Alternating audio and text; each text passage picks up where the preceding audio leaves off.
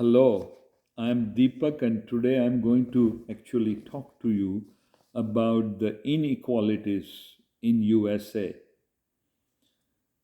There is a lot of income inequality in America, and it is actually highest in the world amongst the developed nations.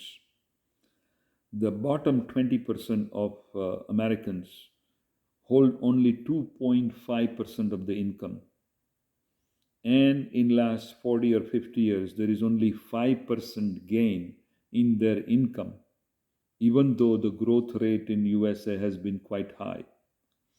Compared to that, in Europe, England, etc., the income increase amongst the poor people was 5 times more, about 25%.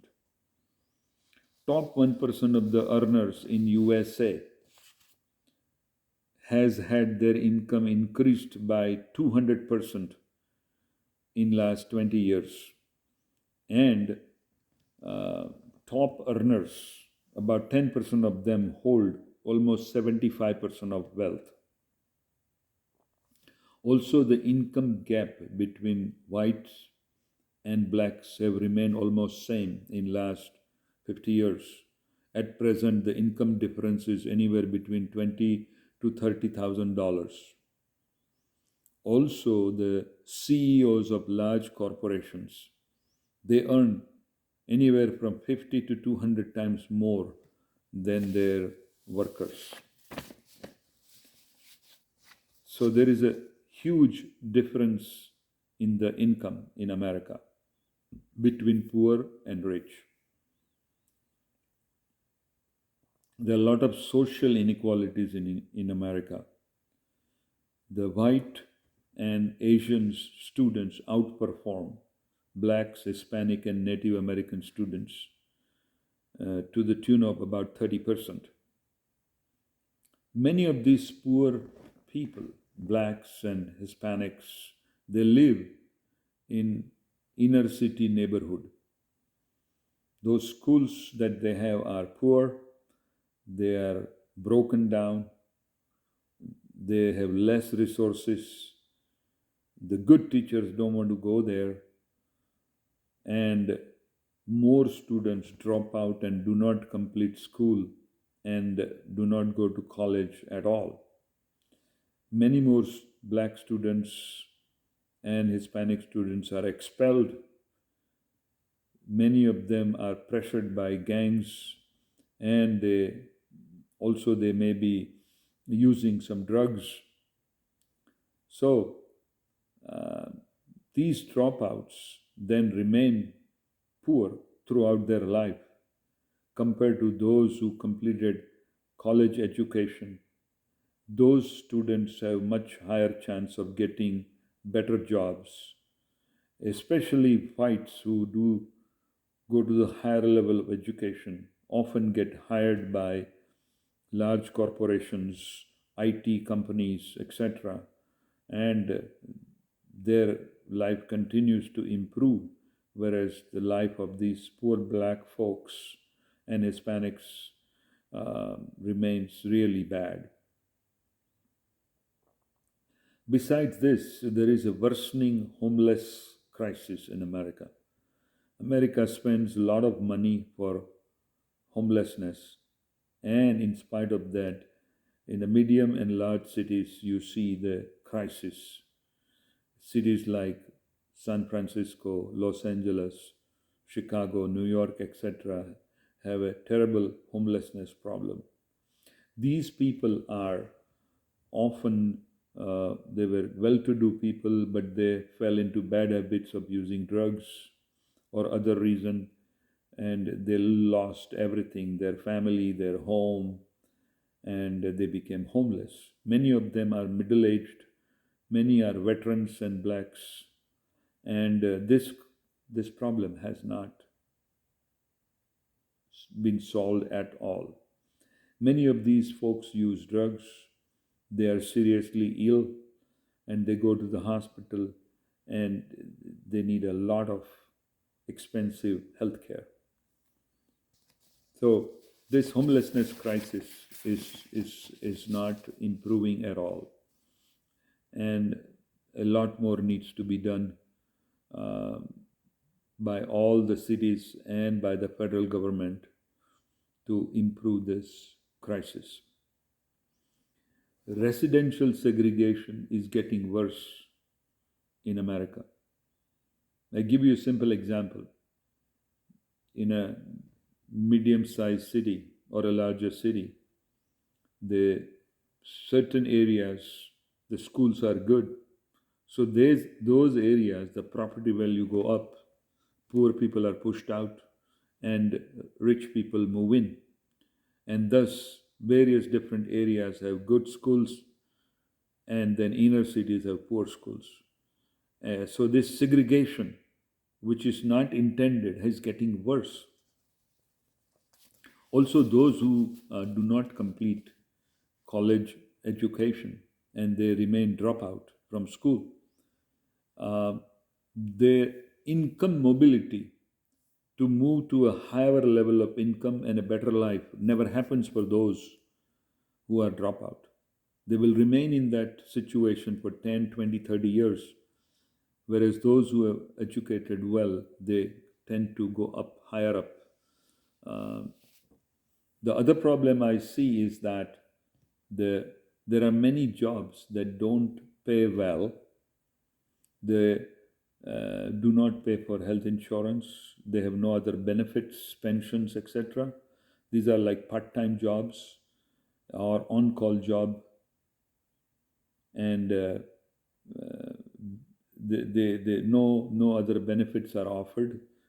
Often these are temporary jobs, or these are the jobs that are given by employers who have 2 to 5 or 10 employees.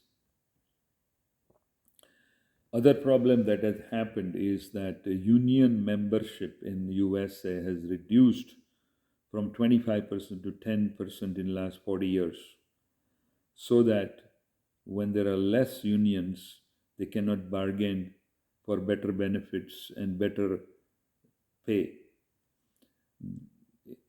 Unlike that, the management level income has gone up quite a bit.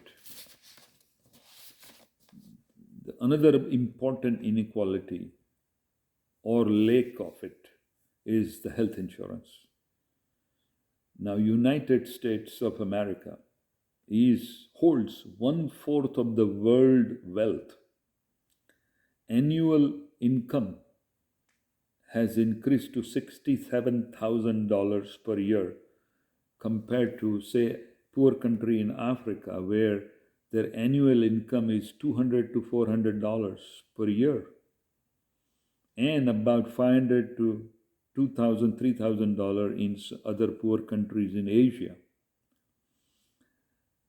In spite of that, we do not have universal health plan. We have so much money, but no health plan for everybody.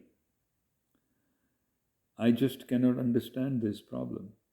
Our neighbors to the north, Canada, and all the European Union members, England, etc., they have universal health plan.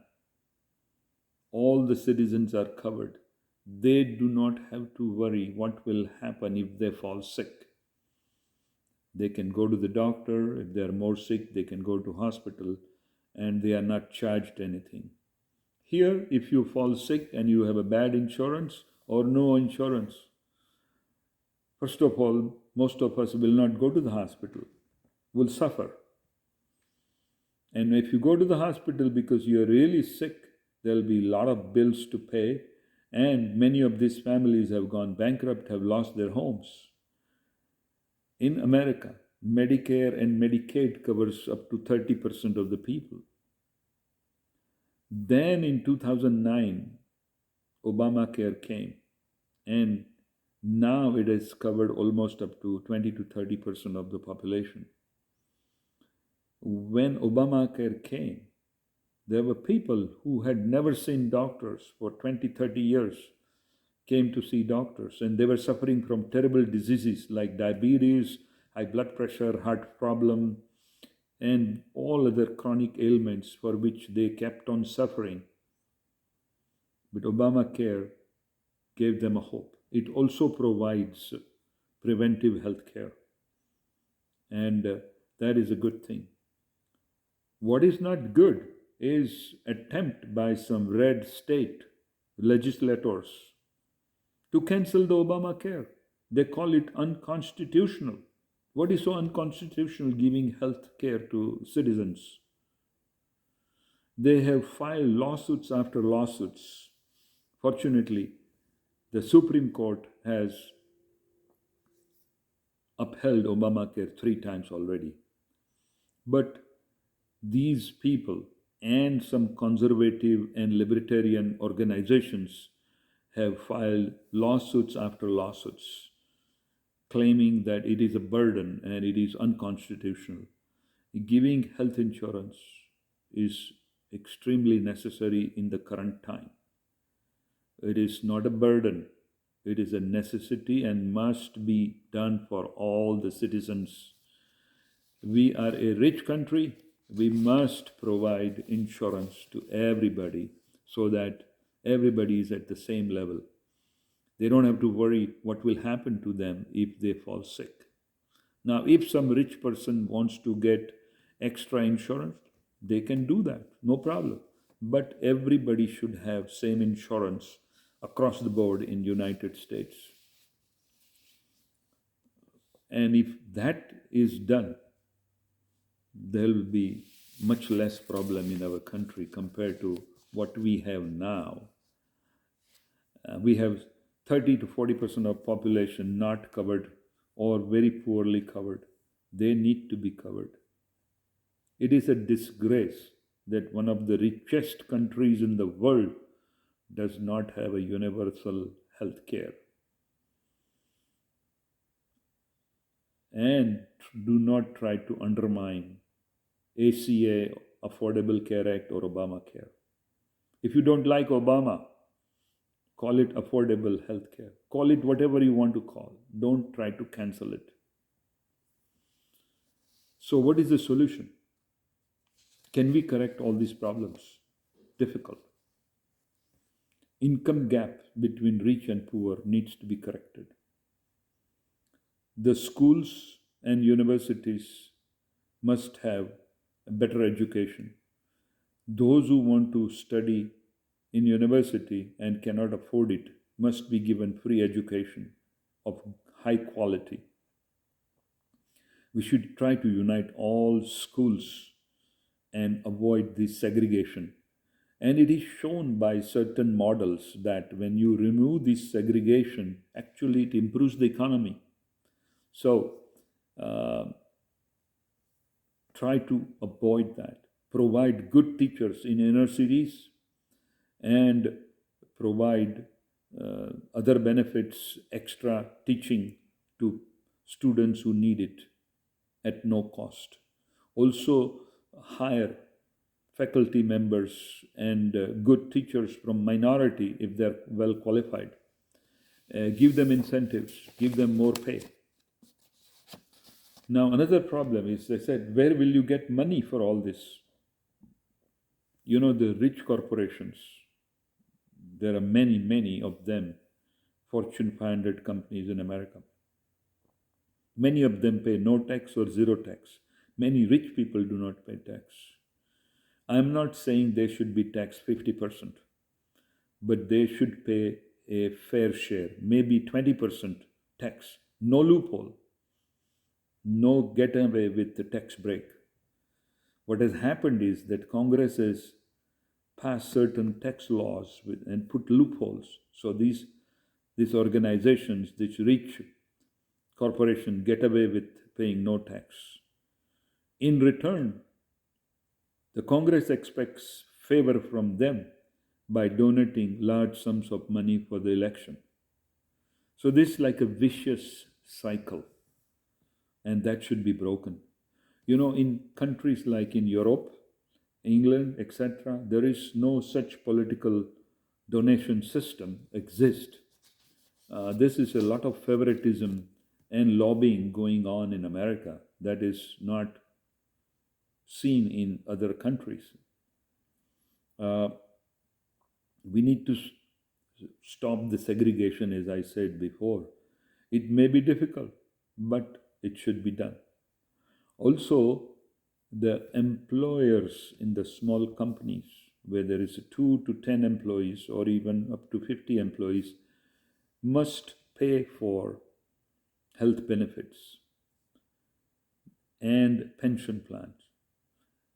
If they do that, they should be given tax break.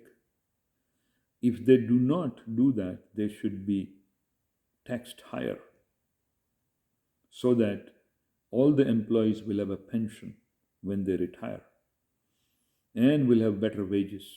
Of course, the wage per hour is only $15, but it should be increased to $20 per hour, and it should be increased every year depending upon the inflation and the price increase index. If you do all these things, it is possible to improve or reduce the inequality.